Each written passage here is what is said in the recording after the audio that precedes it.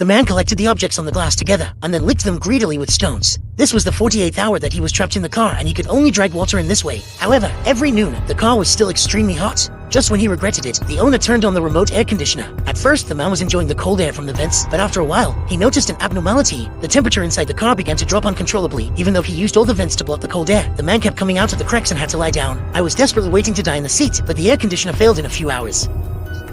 Instead, it was even more terrible warm air, because the owner knew the man's muscle injury, and the high temperature just could support the wound.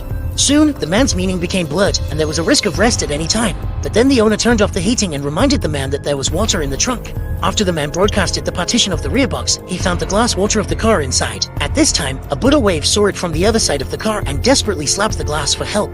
Desperate men are utterly desperate. In the next few days, when a man is hungry, he eats newspapers and coke to circulate his urine. When he is full, he begins to catch eight.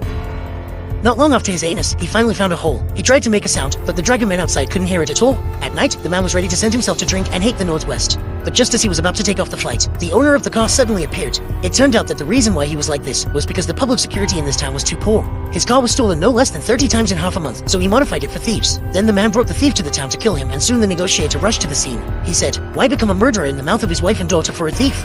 The man who heard this hesitated. Finally, he let the thief go back to the car and detonated the gasoline tank. He wanted to wake him up in this way. Those who do not act